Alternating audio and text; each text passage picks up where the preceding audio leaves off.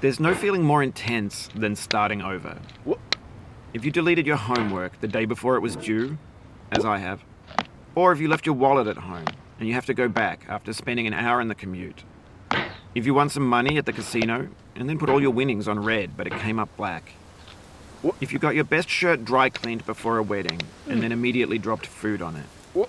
If you won an argument with a friend and then later discovered that they just returned to their original view. Starting over is harder than starting up. If you're not ready for that, like if you've already had a bad day, then what you're about to go through might be too much. Feel free to go away and come back. I'll be here. Alright, thanks for coming with me on this trip. I'll understand if you have to take a break at any point. Just find a safe place to stop and quit the game. And don't worry, I'll save your progress, always. Even your mistakes. This game is a homage to a free game that came out in 2002 titled Sexy Hiking. The author of that game was Jazuo, a mysterious Czech designer who was known at the time as the father of B games. And B games are rough assemblages of found objects.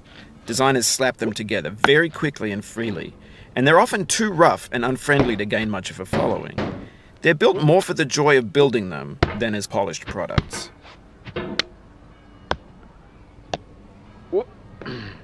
In a certain way, Sexy Hiking is the perfect embodiment of a B game.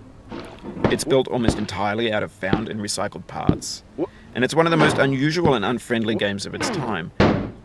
In it, your task is simply to drag yourself up a mountain with a hammer. And that act of climbing, in the digital world or in real life, has certain essential properties that give the game its flavor. No amount of forward progress is guaranteed. Some cliffs are too sheer or too slippery. And the player is constantly, unremittingly in danger of falling and losing everything. Anyway, when you start Sexy Hiking, you're standing next to this dead tree that blocks the way to the entire rest of the game. It might take you an hour to get over that tree, and a lot of people never got past it.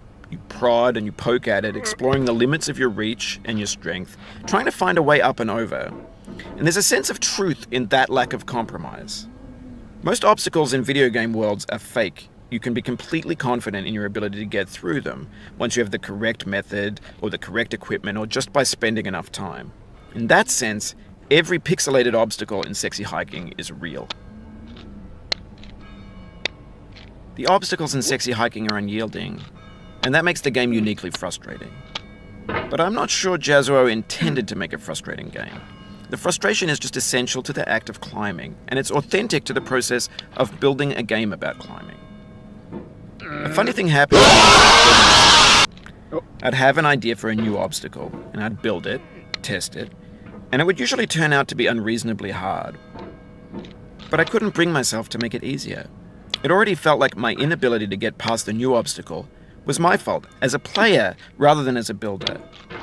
Imaginary mountains build themselves from our efforts to climb them, and it's our repeated attempts to reach the summit that turns those mountains into something real. When you're building a video game world, you're building with ideas, and that can be like working with quickset cement. You mold your ideas into a certain shape that can be played with, and in the process of playing with them, they begin to harden and set until they're immutable, like rock. And at that point, you can't change the world. Not without breaking it into pieces and starting fresh with new ideas. For years now, people have been predicting that games would soon be made out of prefabricated objects, bought in a store and assembled into a world. And for the most part, that hasn't happened, because the objects in the stores are trash. I don't mean they look bad or that they're badly made, although a lot of them are. I mean they're trash in the way that food becomes trash as soon as you put it in the sink. Things are made to be consumed and used in a certain context, and once the moment is gone, they transform into garbage. In the context of technology, those moments pass by in seconds. Over time, we've poured more and more refuse into this vast digital landfill that we call the internet. It now vastly outnumbers and outweighs the things that are fresh and untainted and unused. When everything around us is cultural trash, trash becomes the new medium, the lingua franca of the digital age. And you can build culture out of trash. But only trash culture. B games, B movies, B music, B philosophy.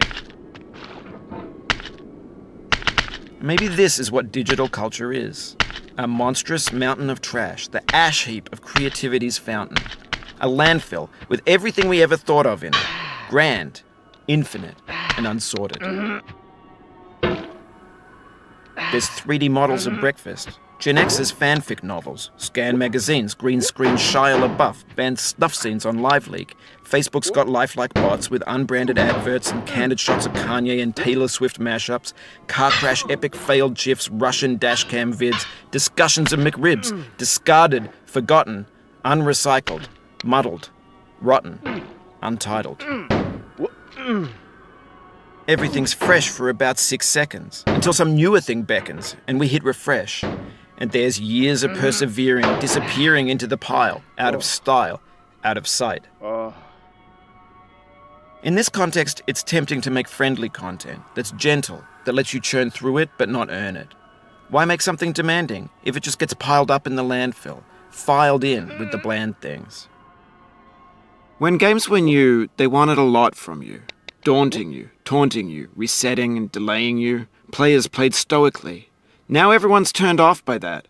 They want to burn through it quickly, a quick fix for the fickle, some tricks for the clicks of the feckless.